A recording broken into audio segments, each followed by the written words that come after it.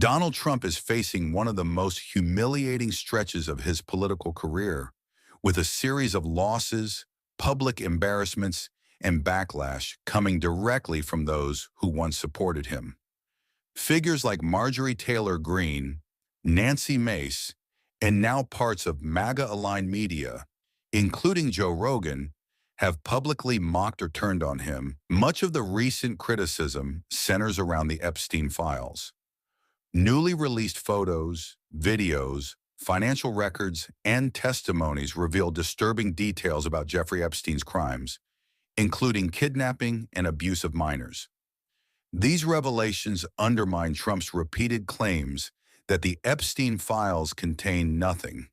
Meanwhile, Democratic members of the House Oversight Committee continue to release information in the interest of transparency, while Trump and his allies attempt to block disclosures. Joe Rogan, who previously engaged warmly with Trump, is now openly criticizing him, especially for contradicting himself on the Epstein files and for acting erratically. Rogan mocked Trump's constant all-caps texting, describing him as behaving like a 79-year-old kid.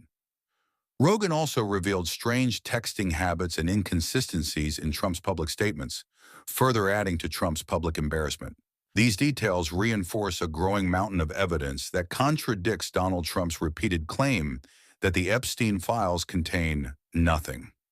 Despite Trump's years-long insistence that there is no meaningful information to uncover, Democrats on the House Oversight Committee have been steadily releasing materials provided through subpoenas. These include financial records from major institutions like J.P. Morgan and Deutsche Bank, along with photographs, videos, and written documentation from the Epstein estate. Representative Robert Garcia, who has been leading much of the investigative work, has emphasized that what is being released publicly is only a fraction of the material available. Although Trump's allies, including Pam Bondi, continue to attempt to restrict or delay disclosures, many of the key documents do not fall under their jurisdiction. That means evidence continues to surface. Survivors continue to come forward, and the scope of Epstein's network becomes increasingly clear. The claim that the files are a hoax or a nothing burger is impossible to defend in the face of these releases, which is precisely why critics, including Joe Rogan, have begun calling Trump out. On a recent episode of his podcast, Rogan mocked Trump's conflicting statements on the Epstein documents. Rogan pointed out that Trump repeatedly insisted there are no files, only to later claim he would release them. Rogan highlighted the absurdity. If no files exist, what exactly is Trump promising to disclose? Rogan also noted the near-unanimous congressional vote in favor of releasing Epstein-related material and criticized Trump's continued evasiveness. Rogan, who once joked with Trump about mass deportations and praised him openly, is now expressing irritation, confusion, and disappointment. He has begun calling out Trump's contradictions, erratic messaging, and strange behavior, including his bizarre texting habits. According to Rogan, Trump regularly sends long all-caps texts that automatically enlarge on certain phones. Rogan described the messages as childish, saying the president acts like a 79-year-old kid. He added that the president often texts or calls out of the blue and tends to fixate on negative media narratives rather than substantive issues. This behavior reminded commentators of past moments, such as the Democratic National Convention, when Trump was shown dictating his Truth Social posts in all caps while someone else typed for him. That incident raised questions about how often Trump writes his own posts and whether aides play a larger role than he admits. The chaotic, misspelled posts that appear late at night may well be Trump's, but some observers suspect the more polished or coordinated messages come from staffers.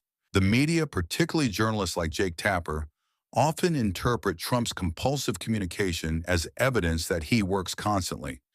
But this assumption is challenged in the transcript. The argument is simple. Just because a president is awake at 1 a.m., texting random thoughts does not mean he is productively working. If an ordinary person were endlessly scrolling, posting, and reacting online in the middle of the night, no one would classify that as significant labor. Trump's behavior is no different. But for some journalists, receiving those messages seems to inflate their sense of importance, leading them to misinterpret constant communication as dedication. Despite the seriousness of the breach, Pentagon officials attempted to frame the findings as a total exoneration. But lawmakers, including Senator Mark Kelly, dismissed that claim immediately. The transcript also outlines Hegseth's long list of controversies, allegations of misconduct, questions about his drinking, accusations from former associates, and a $50,000 settlement paid to a woman who said he sexually assaulted her. While Hegseth denies wrongdoing, the accumulation of accusations and erratic behavior raises serious concerns about his fitness for the role. Together, these incidents, Trump's contradictions, the escalating Epstein revelations, Rogan's public frustration, and Hegseth's disastrous leak, illustrate a broader pattern: an administration increasingly defined by chaos, scandal, and internal breakdown. Those who once defended Trump are now distancing themselves. Those who once overlooked his flaws are now openly criticizing them.